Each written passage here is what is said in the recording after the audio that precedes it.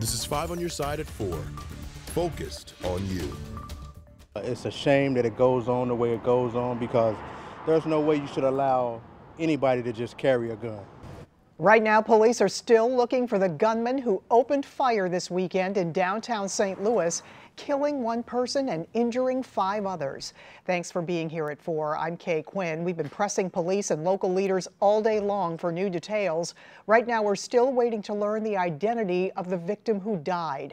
5 on your side's Robert Townsend has been speaking with people downtown today about the latest act of gun violence to hit our city. He's live near the intersection of 10th and Market with the latest. Robert.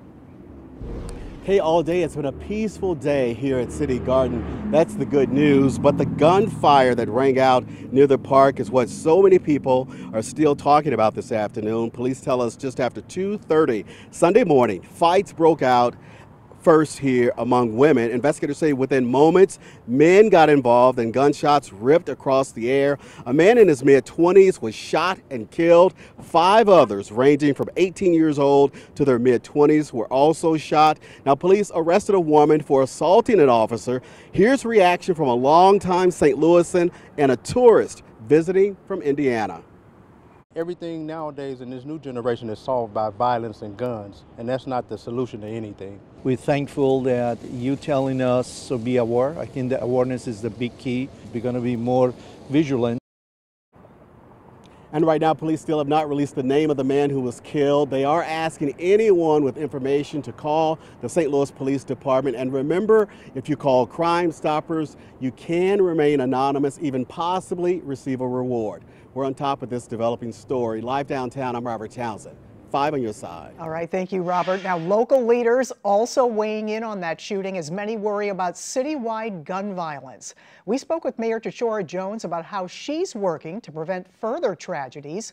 And while the mayor says her office put millions into programs that support violence prevention, behavioral therapy, and community engagement, she says the state needs to step up. The blood is on the state's hands. They need to make a change in state law to allow us to either make our own laws, or they need to consider the safety of all Missourians. If we can't handle our gun laws, if we can't do the right things to make St. Louis safe because the state preempts us every single time, then we need to start talking to the state legislatures about what they need to do. 5 on your side's Paula Vassan will have more from local leaders tonight on 5 on your side at 5 and 6. Right now, authorities are considering charges against a boy who brought a fake gun to a crowded theater and shot at moviegoers. It happened over the weekend at the AMC in Creve Coeur. Police say the boy pulled a mask over his face and shot gel pellets at the crowd. He ran away but was later caught by police. He was released back to his parents. Gun violence prevention advocates are saying the incident could have been much worse, even though the gun was fake. Those can do much more damage than people really actually think they can. But the way that our culture has built around guns, our young people are taking those and playing around with them and possibly using them to conduct other activities with that could possibly get them killed. Police are asking any witnesses of the event to reach out to them with any information. All right, we're looking ahead to what could be one of our hottest days of the week tomorrow, plus some storms you should be aware of. Chief Meteorologist Scott Connell back from vacation. He joins us now with the Weather First forecast. Welcome back, Scott. Well, it's good to be back, but boy, is it dry, and we need some rain around St. Louis. We're not going to see that happening as we go through this evening or even overnight tonight. But tomorrow, during the course of the day, and especially as we head into tomorrow night, those chances will increase. That's a live look out in St. Charles, and that sun is beating down across the metro area right now. There is a bit of a breeze out there, but it's just moving hot air around. You can see the trees and the flags moving a bit with that wind over in Edwardsville at the moment. You know, there's 2 weather concerns that we have as we head into tomorrow and tomorrow night. Heat being number 1, the Tuesday heat index should range from 103 to 110 degrees. And then a storm chance, mainly Tuesday evening, Tuesday night. And there is a severe threat with wind and hail to go along with that, especially north of St. Louis.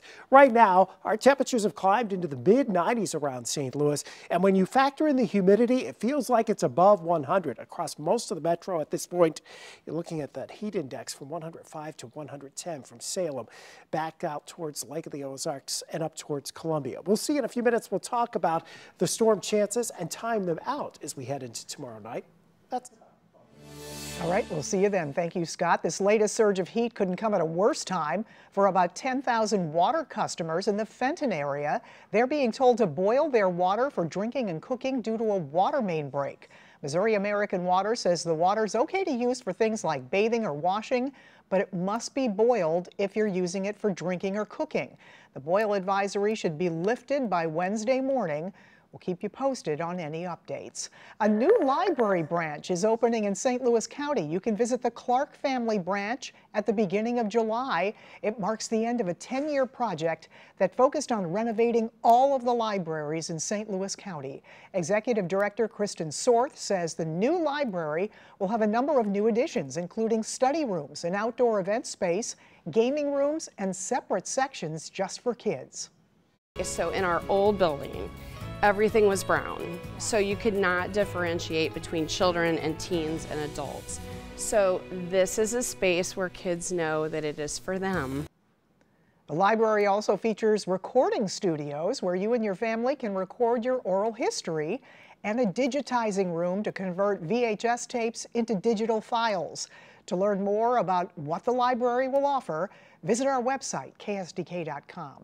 Well, it has been a wild West County weekend as we keep tabs on the little bear cub making its way through the area. Just a few hours ago, we got this photo of the bear from Sunset Hills Police.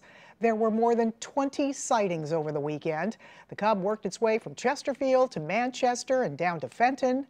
The last two sightings were near Powder Valley Conservation Nature Center. That's near I-270, and that's according to the Missouri Department of Conservation. So, if you see a bear, here are a few tips from the MDC. Do not run away. Instead, back away slowly with your arms raised.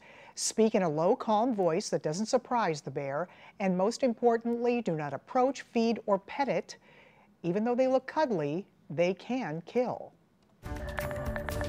The first presidential debate of this election year just days away. How President Biden and former President Trump are preparing for the big night. The Supreme Court agrees to decide a case involving gender-affirming care for young people, how the ruling could affect minors all across the country.